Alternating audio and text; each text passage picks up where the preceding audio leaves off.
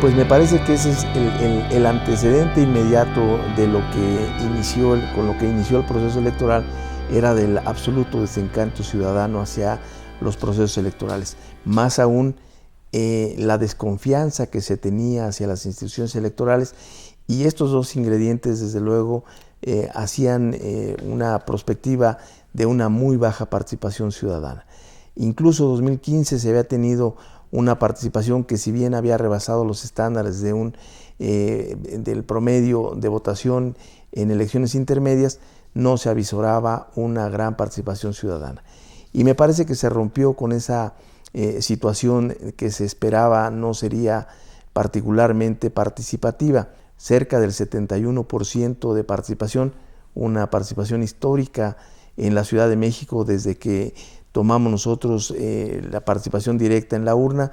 En Ciudad de México tuvimos hoy día la más alta. La participación es lo mejor que tuvo la elección y el proceso electoral. Es común hablar dentro de la fraseología política de la fiesta cívica. En esta elección creo que sí fue auténticamente una fiesta cívica. Lo vimos todos, una afluencia, obviamente yo lo vi en la Ciudad de México, una gran afluencia de votantes, más en unos centros de votación que en otros, más en algunas casillas que en otras, pero en general esta afluencia masiva, que además como resultado dio una lección al mal gobierno, al gobierno deficiente, al gobierno corrupto, que, bueno, por fortuna fue despedido o está siendo despedido de una manera, de muy baja valoración, de rechazo, pero este rechazo se dio sobre todo en las urnas. Y esto yo creo que es una lección para todos, también para los triunfadores en la elección, porque en la sociedad mexicana y capitalina en particular mostraron que cuando quieren hacer algo contundente, lo pueden hacerlo. Creo que todos quedamos conformes de haber emitido nuestro voto, y eso hace mucho que no se veía, como que la gente votaba por no hacer otra cosa. Esta vez la gente fue y votó por gusto, las filas eran enormes, pero muy bien. Me parece que hay que felicitarnos como sociedad de la alta participación de los dos lados, la participación de quienes estuvieron como funcionarios de casilla, que a nivel también nacional y a nivel de cada entidad federativa fue muy representativo. Los que fueron en su oportunidad invitados aceptaron, fueron capacitados y estuvieron el día de la jornada electoral cumpliendo diligentemente su labor en una jornada que, como todos sabemos, fue extenuante. Y del otro lado, de la parte de la participación ciudadana, pues también felicitarnos a nivel nacional y a nivel de cada uno de los estados que tuvieron elecciones. Me parece que podemos constatar que la ciudadanía cumplió con su deber cívico de acudir al llamado de las urnas y en ese sentido hacer una felicitación. Ahora sí están creyendo en el voto, están más confiados. A mí me presionaron, libre y tu voto, porque tu voto siempre va a valer. Tiene un valor tu voto. ¿Sí? Y esto yo creo que es muy bueno para la democracia, porque la inferencia de lo que ocurrió, la consecuencia, la reflexión final de lo que ocurrió, es que el voto es cada vez más apreciado, más valorado y más ejercido por la sociedad, la capitalina, la nacional, en todo el país. Me parece que esto es algo muy valioso para el avance de esta democracia nuestra, que se había mantenido como frenada por muchas cosas. Todavía hay frenos, obstáculos, cosas negativas por ahí, pero esto que ocurrió el 1 de julio de 2018 me parece que es un avance muy importante para el progreso de la democracia, de la calidad de la democracia mexicana. Pero no solo la participación ahí se quedó, sino que la participación se advirtió desde un poco antes y durante el ejercicio particularmente informativo a través de los debates. Recordemos el primer debate del cargo de jefatura de gobierno, fuimos tendencia en las redes sociales, no por horas, sino incluso por días, donde ciudadanas, ciudadanos estaban de alguna manera interactuando en relación a los temas que se habían puesto en el debate, y esto permitió ver que aquel sector de población que de igual manera se ha dicho que no es participativo, pues estaba de alguna manera muy atento a lo que se decía en el debate. Y me refiero a las y los jóvenes, quienes de alguna forma estuvieron alimentando las redes sociales y dando cuenta de lo que en su apreciación habían significado y estaban informándose a través de los debates. Hubo otros elementos muy importantes que desde nuestra perspectiva también incentivaron la participación, y fue la histórica organización de 53 debates. Esta idea de organizar y acercar información a la ciudadanía pues tenía el propósito de que los candidatos y candidatas no se quedaran tras un emblema, sino que los conociéramos no solamente físicamente, sino también en sus ideas y en sus propuestas, y en razón de ello se organizaron los 53 debates, 3 de la jefatura de gobierno y 50 que corresponderían a la totalidad de los cargos que desde luego estaban en disputa en la ciudad. Y esto nos hizo ver que día con día, conforme fueron desarrollándose los debates, muchas personas empezaron a tomar conocimiento de los mismos, y ahí empezó a darse seguimiento no solamente a los que estaban siendo transmitidos en las fechas que corrían, sino los anteriores, que desde luego podían ser observados, dado que en el instituto se habían quedado en su repositorio para efecto de que a la hora que pudiera el ciudadano o ciudadana pudieran refrescar el debate del distrito o de la alcaldía que les correspondía. De tal suerte que pues esto ayudó particularmente a que la ciudadanía se fuera interesando mucho más en el proceso electoral, y en razón de ello consideramos es que en mayor número salieron a las calles, a la urna particularmente, para emitir su sufragio. Cerca del 71% es una votación histórica que supera la media nacional y que desde luego hace ver que en esta ciudad tenemos desde luego un alto sentido cívico para tomar decisiones tan importantes como esta.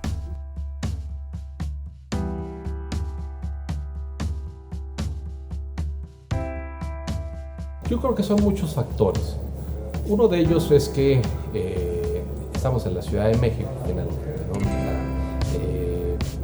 Sin lugar a dudas, la entidad federativa también, una entidad federativa muy robusta y sólida por sus alcances, el número de la población que habita aquí en la ciudad, por el hecho de que es la capital de la República, y en ese sentido también tiene los reflectores, en el hecho de que tiene una sociedad también cada vez más demandante, cada vez más interesada en los asuntos públicos, que ve, se entera de lo que pasa en el acontecer público, político cotidianamente. Es decir, es una sociedad informada, es una sociedad crítica, es una sociedad exigente, y me parece que todo esto se amalgamó en una elección de las características que vimos, y en ese sentido se elevó el nivel de participación. Bueno, ha habido distintas reformas tanto a nivel federal como a nivel de la Ciudad de México, distintos instrumentos que han sido creados y que han fomentado que la ciudadanía tenga mayores elementos y disponga de mayores herramientas para la participación ciudadana, de tal manera que esto ha incrementado. Siempre ha sido una ciudad muy participativa la Ciudad de México, pero en los últimos años se ha incrementado esta participación. Bueno, yo creo que un ingrediente muy importante en esta participación es el enojo ciudadano, es el hartazgo frente a un poder público, a un sector público que incurría una y otra vez en actos de corrupción, actos que eran denunciados y que no eran atendidos debidamente por una parte, pero por la otra una gran ineficacia y una gran equivocación en la política respecto de la seguridad, de lucha contra la delincuencia, de lucha contra el narcotráfico. Me parece que esos son dos elementos que fueron motores de esta movilización, de una auténtica movilización ciudadana que ocurrió el 1 de julio y que obviamente tuvo una opción contundente por una de las fuerzas políticas y por uno de los candidatos, si hablamos a escala presidencial, y esto repercutió también en las respectivas elecciones locales que hubo en ese día también. Mucha parte fue que los candidatos eran tan distintos que hizo que la sociedad tomara partido. Antes estaba lo mismo, ¿no? O sea, votabas marca. Esta es la primera vez que creo que votan la mayoría por el candidato. Entonces, por las razones que cada quien haya tenido, tenían ganas de que su candidato ganara o terror de que ganara el que no te gustaba. Y eso hizo que la gente participara y que emitiera su voto desde temprano. Fue un objetivo desde el inicio de esta integración del Consejo General, la transparencia absoluta, no solamente en el ejercicio de recursos, que es uno de los temas que tradicionalmente se han hecho, sino mostrar todas las actividades institucionales. Nosotros abrimos a la observación electoral la totalidad de las actividades, pero adicionalmente pusimos otros elementos muy importantes para que la decisión institucional se diera con pleno conocimiento de las y los ciudadanos. Y ese tema me refiero a que una vez terminada la elección, integrado el paquete electoral, la ciudadanía entraba a una situación donde no se sabía más de lo que ocurría con las actas, con las boletas. Estas, como sabemos en términos de la legislación, se entregan a los consejos distritales, pero esas sesiones de los consejos distritales hasta esta elección fueron transmitidas en vivo. Y eso me parece que fue un elemento muy importante para dar transparencia absoluta a lo que ocurre después de la emisión del sufragio ciudadano. Nosotros teníamos la transmisión en vivo y en directo de las 33 sesiones de los consejos distritales. Y ahí el ciudadano, la ciudadana podía observar de manera directa qué ocurría, cómo llegaba el paquete, cómo se hacía la sumatoria de actas, cómo se hacía el recuento en el caso de que se tuviese que abrir y recontar el paquete y todas las boletas. Y esto nos dio, me parece que, un elemento muy importante de confianza y certeza a la ciudadanía. Supimos todo el tiempo dónde estaban nuestras casillas, cómo encontrarlas, era fácil acceder a la página para saber quiénes son nuestros candidatos, y los criterios del Instituto Electoral fueron como que siempre claros para qué podíamos hacer y qué no podíamos hacer y cómo cumplir con las metas. Me dio mucho gusto la enorme participación ciudadana,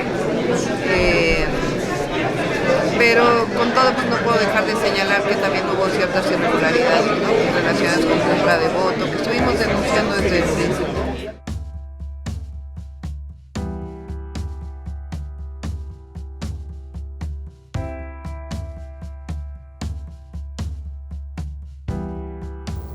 Como siempre, yo creo que la parte técnica de la organización de las elecciones pasó con la nota más alta esta elección.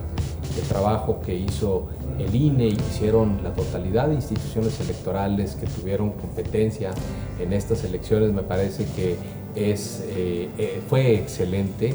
Eso lo demuestra, uno, pues que en la gran mayoría los niveles, por ejemplo, de instalación de las casillas estuvo cerca de haberse cumplido, de haber llegado al 100%, lo que habla que el despliegue logístico fue muy intenso, fue muy eficaz para garantizar que todas las ciudadanas y ciudadanos pudieran votar. De tal suerte que en la parte estrictamente de la organización electoral me parece que podemos volver a refrendar que nuestras instituciones electorales saben hacer muy bien su trabajo.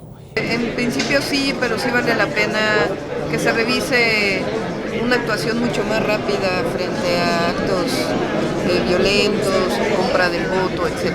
Ya estamos en un nuevo proceso en la ciudad y en el país, y ya lo vamos a ver. Lo que tiene que ver con la organización de la elección en la Ciudad de México y en general en el resto del país, creo que cumplió con las expectativas. Los órganos electorales ya tienen muy desarrollada toda la mecánica para y la organización para estas tareas, de modo que me parece que la organización y la ejecución de todo lo pertinente tanto en capacitación tiene un nivel aceptable, yo diría que bueno. Donde nos quedan a deber las autoridades electorales es en lo que tiene que ver su papel de árbitro, porque todavía no se hallan las maneras de frenar lo que es una constante en prácticamente todas las elecciones, que es la compra y coacción del voto. Por supuesto, no es un asunto que le competa, como implica un delito electoral, directamente a las autoridades administrativas, pero el problema es que tampoco se hace mucho en ese sentido, ¿no? Por parte de las autoridades administrativas electorales. Yo creo que ahí nos quedan a deber en general los organismos electorales.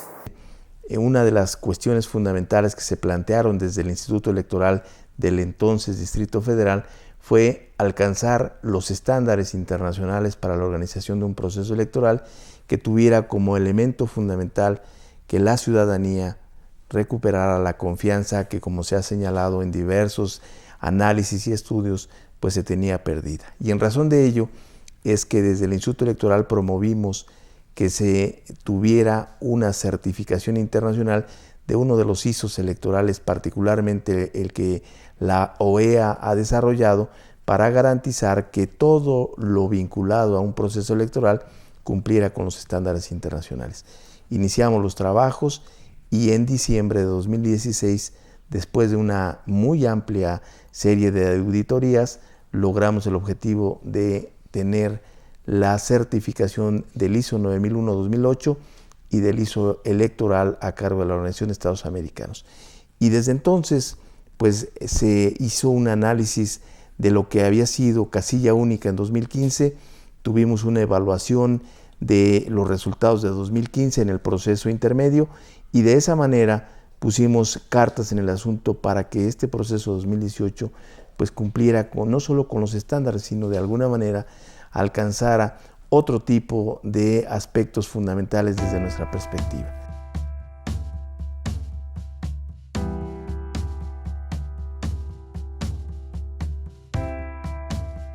Pues incrementar aún más la participación, mejorar las herramientas de las que se dispone, hacer las reformas necesarias a la ley, fomentar la intervención de los ciudadanos, el interés sobre todo, en la toma de decisiones de interés general.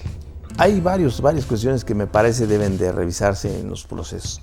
Uno de ellos particularmente son los temas relacionados con el uso de recursos públicos. Es el gran señalamiento que se ha dado en los diversos procesos, la utilización tanto de personas que prestan servicios públicos, la utilización de programas sociales o programas de otra naturaleza que implica el ejercicio de recursos públicos, donde se ha señalado que se condiciona para efecto de impulsar alguna candidatura o algún partido político. Hoy día me parece que es lo más urgente que habrá que atender. Hay algunos otros aspectos, como lo es la logística misma de la votación. Implementar casilla única nos llevó a un gran esfuerzo ciudadano, porque quienes tuvieron en sus manos y la responsabilidad de estar bajo la mesa directiva de casilla, pues tuvieron que atender una larga jornada en razón de que en casilla única se tienen que, desde luego, computar las 6 elecciones en el caso 2018 y elaborar las actas correspondientes. Y este proceso, pues es un proceso complejo, un proceso que desde luego implica muchísimo tiempo. El horario que en muchos casos tuvieron que cubrir nuestros vecinos y vecinas en esta elección, pues alcanzó cerca de las 3 de la mañana cuando estaban entregando el paquete electoral. Y eso me parece que tiene que revisarse a la luz de buscar mecanismos que agilicen no tanto la votación, sino los procesos subsecuentes que desde luego permitan que a quien esté en una casilla pues tenga la posibilidad de que con tiempo y desde luego con la certeza debida se concluya con esta etapa de escrutinio y cómputo. Hay algunas cosas que yo creo necesario. Una de ellas es la reducción en el costo de las elecciones. Y dentro de este costo de las elecciones, naturalmente, está el excesivo financiamiento público de los partidos políticos. Por ahí ya hay iniciativas que van en ese camino, lo cual es correcto. Otra cosa es diseñar desde la ley, pero tratando de asegurar su correcta aplicación, de la revisión de las cuentas de las campañas electorales, es decir, la fiscalización. Ahí nos fuimos, esto es atribución de la autoridad nacional, del Instituto Nacional Electoral, pero ahí nos fuimos de un extremo a otro. Antes había revisiones y gastos que a veces duraban casi un año, ¿no?, para que pudieran ser concluidos. Y de eso nos fuimos al otro extremo, porque ahora solamente hay 40 días para revisar los gastos de campaña de los partidos. Bueno, eso evidentemente no le da tiempo a la autoridad electoral para eso, y esto tendrá que ser una reforma también necesaria. Lo otro tiene que ver también con la duración de las campañas electorales. Realmente necesitamos, y estoy pensando en la presidencial, necesitamos 3 meses. Pues quizá haya otra manera de hacer mejor las cosas en ese sentido. Y hay una otra que me parece fundamental, la relacionada con los órganos políticos locales electorales, los OPLES, que actualmente yo creo que es correcto que sea la autoridad electoral nacional la que nombre a los integrantes de los consejos locales, pero lo que no embona bien es el hecho de que los OPLES tengan su presupuesto de los gobiernos locales, lo cual entonces lleva a los consejeros a ser presionados, o a la posibilidad de que sean presionados por la vía del dinero, por la vía del presupuesto. Me parece que la relación INE-OPLES debe ser otra vez sujeto de análisis y discusión. Como pocas veces hay que analizar el tema de la casilla única. Me parece que es un ejercicio que pasó la prueba, pero también hay muchas situaciones que deben de mejorarse hacia el interior. El desgaste que tienen muchos de los ciudadanos que ahora son funcionarios de casilla quedó patentizado. Hay que simplificar, hay que hacer mucha labor de simplificación. Tampoco creo que ayudó el criterio de hay 800 formas de votar, ¿no? Que si completo, no sé qué. Hubiera sido más fácil, como siempre, tacha, cuadrito para que valga. Creo que el ciudadano está acostumbrado a eso, y todo lo demás como que fue ruido que no era necesario atenderlo, ¿no? Y creo que causaba más incertidumbre que la intención, que era que se votara de una manera que el voto fuera eficiente y contara. Por ahí tenemos una asignatura pendiente en materia electoral. Otra asignatura pendiente sería la que tiene que ver con la poselección, concretamente en lo que concierne a la fiscalización. En las campañas electorales se emplea mucho más dinero de lo que las autoridades electorales logran determinar. A veces hay incluso esfuerzos serios, importantes, pero todavía no se ha logrado acercarse a la hora de la fiscalización, acercarse a lo que realmente se gasta en las campañas electorales en este país y en esta ciudad, por supuesto. Pero bueno, yo espero que vayamos avanzando en ese sentido, la materia fiscalizadora. Bueno, en principio me parece que la organización de elecciones íntegras es la misión y la visión institucional que desde el Instituto Electoral tenemos. Pero para la organización de elecciones íntegras no solamente hace falta las actividades de los órganos electorales y de la propia ciudadanía, sino fundamentalmente de los actores políticos. Y me parece que ahí es donde habrá que trabajar todavía en algunos aspectos fundamentales que deberán revisarse, particularmente a la forma en cómo diversos actores políticos estuvieron teniendo actividades sin duda señaladas fuera de la ley y hoy día investigadas a través de las quejas, donde se estarán determinando responsabilidades. Pero me parece que ahí traemos y acusamos recibo de una gran ausencia, que es la reglamentación del artículo 134 de la Constitución Política de la República, que desde luego establece la prohibición de la utilización de recursos públicos en las campañas. Al no estar reglamentada, evidentemente no hay la prontitud para la actuación de la autoridad electoral y da o queda una sensación de impunidad frente a un acto que pudiera desde luego ser contrario a los principios con los que se rige la materia electoral. Y esta circunstancia, pues lamentablemente y particularmente en el proceso electoral de 2018, llevó a que muchas denuncias por presuntas irregularidades pues no alcanzaran una sanción inmediata o con la expeditez que se precisa para un proceso electoral. Recordemos que el proceso electoral en tiempos pareciera largo, pero es muy corto, y en razón de ello se precisa de que estos procedimientos tengan mucha más agilidad, y particularmente que quienes intervienen en la definición de las responsabilidades, pues de alguna forma tengamos los elementos suficientes para integrar debidamente los expedientes y en su caso, mediante el nuevo sistema de determinación de responsabilidades, remitirlo al tribunal para que él tome desde luego los elementos que se aportaron en el expediente, determine si hay responsabilidad y sancione. No obstante, en este proceso electoral, el Instituto Electoral, en ejercicio de sus facultades, emitió una serie de medidas cautelares con el propósito de que la conducta lesiva se suspendiera y de esa manera no se continuara con esta presunta irregularidad. Se dictaron un número de medidas cautelares como nunca habían ocurrido en esta ciudad, y desde luego se suspendieron, entre otras cuestiones, los programas sociales que se estimaba estaban siendo utilizados para la coacción o el condicionamiento de voto.